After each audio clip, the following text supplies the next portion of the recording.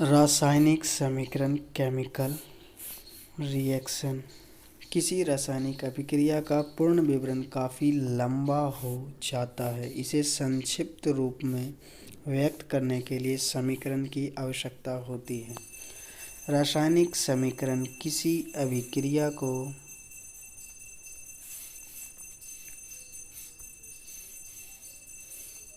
संक्षिप्त निरूपण, संकेत और सूत्रों के माध्यम से अभिकारकों तथा प्रतिफल को दर्शाने से रासायनिक समीकरण प्राप्त होता है। उदाहरणार्थ जैसे कि मैग्नीशियम के हवा में जलाने की अभिक्रिया को आसानी से एक समीकरण बनाया जा सकता है। जैसे मैग्नीशियम प्लस ऑक्सीजन तो बनेगा मैग्नीशियम ऑक्साइड। किसी भी समीकरण को लिखने से पहले उसका शब्द समीकरण होगा, फिर उसका कंकाली समीकरण बनाएंगे और फिर उसको अंत में संतुलित कर देंगे और संतुलित करने के बाद हमारा समीकरण तैयार हो जाएगा। तो शब्द समीकरण ले रहे हैं एल्युमिनियम ऑक्साइड का यानी Al2O3, फिर है सोडियम हाइड्रोक्साइड यानी NaOH और सोडियम एल्यूमिनेट यानी कि NaAl2O3 और उत्पाद हो जाएगा जल यानी H2। तो शब्द समीकरण से कंकाली समीकरण बना लेंगे और फिर इसको संतुलित करेंगे। तो एल्युमिनियम को संतुलित करते हैं तो एल्युमिनियम NaAl2 का गुणांक 2 है। तो संतुलित करने पर सोडियम के आगे 2 लगा देंगे NaOH यानी कि सोडियम हाइड्रोक्साइड के आगे 2। तो यहाँ से सोडियम भी 2, तो यहाँ पे भी 2 लगाना होगा ताकि सभी संतुलित हो जाए और हाइड्रोजन जो है स्वयं संतुलित है। नेक्स्ट है टाइप ऑफ केमिकल रिएक्शन यानी पहला है संयोजन या संश्लेषी अभिक्रिया जिसे कि कॉम्बिनेशन रिएक्शन कहते हैं। 2 नंबर अपघटन या वियोजन अभिक्रिया यानी डीकम्पोजिशन रिएक्शन।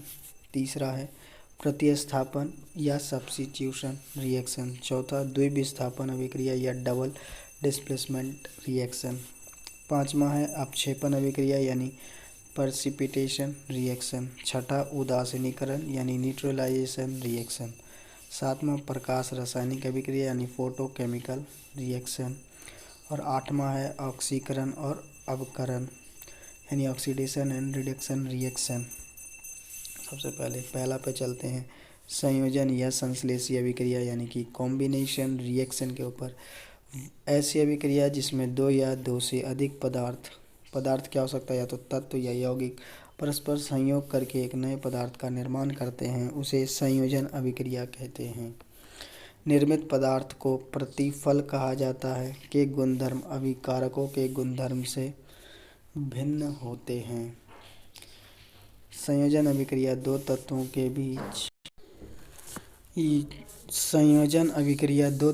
बीच या 2 या 2 से अधिक यौगिकों के बीच या तत्व और यौगिक दोनों के बीच हो सकती है। चलते हैं संयोजन अभिक्रिया होती कैसे तो सबसे पहला देखते हैं 2 तत्वों के बीच संयोजन की अभिक्रिया कैसे होगी। नंबर 1 कोयले का दहन यानी कार्बन ऑक्सीजन। जब कोयले का दहन होगा तो कार्बन ऑक्सीजन से अभिक्रिया कर कार्बन डाइऑक्साइड गैस का निर्माण करता है यानी कि C+O2 निर्माण कर देगा CO2 गैस का। दूसरा है जल का निर्माण कब होगा, जब हाइड्रोजन और ऑक्सीजन परस्पर संयोग कर जल का निर्माण करते हैं तो यानी कि हाइड्रोजन और प्लस जल ऑक्सीजन तो निर्माण हो जाएगा जल का। तीसरा है अमोनिया का निर्माण। नाइट्रोजन और हाइड्रोजन के संयोग से अमोनिया का निर्माण होता है। नेक्स्ट मैग्नीशियम का ऑक्सीजन और नाइट्रोजन के साथ संयोग। मैग्नीशियम के फीते को वायु में जलाने पर एक सफ़ेद चूर्ण प्राप्त होती है और यह मैग्नीशियम के नाइट्राइड और ऑक्साइड का मिश्रण है जो कि मैग्नीशियम की हवा में उपस्थित गैसों नाइट्रोजन और ऑक्सीजन की अभिक्रिया से बना है। तो पहला है मैग्नीशियम की अभिक्रिया ऑक्सीजन के साथ कराते हैं तो मैग्नीशियम ऑक्साइड का निर्माण होता है। नेक्स्ट, जब मैग्नीशियम की अभिक्रिया नाइट्रोजन गैस के साथ कराते हैं तो मैग्नीशियम नाइट्राइड का निर्माण होगा। नेक्स्ट चलते हैं, लोहा और गंधक के बीच संयोग जब होगा तो लोहे के चूर्ण को गंधक के मिश्रण के साथ गर्म करने पर काले रंग का एक ठोस पदार्थ प्राप्त होगा जिसे कि फेरस सल्फाइड या फिर आयरन सल्फाइड के नाम से जाना जाता है।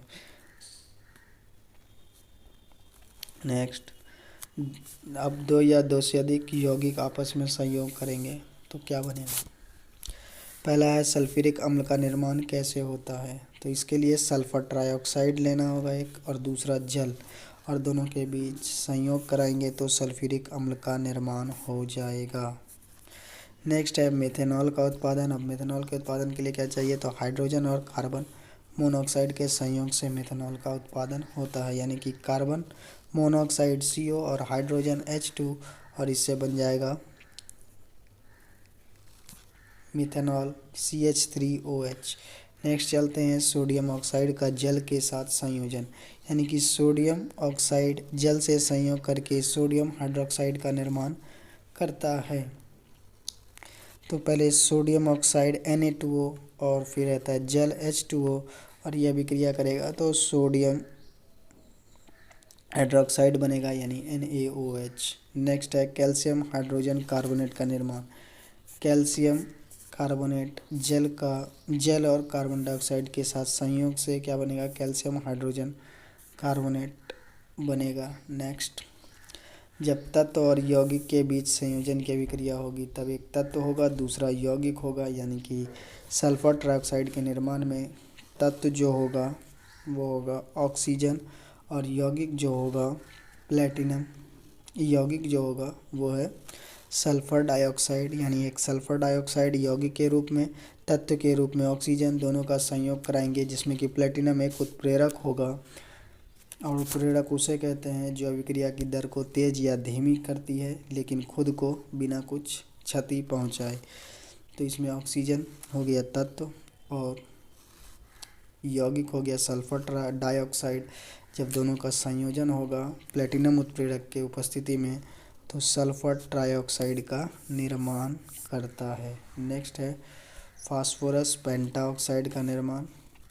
तो इसमें फास्फोरस ट्राइऑक्साइड जो है यौगिक की तरह व्यवहार करेगा और O2 एक तत्व है, दोनों के संयोग से फास्फोरस पेंटाऑक्साइड P2O5 का निर्माण होगा।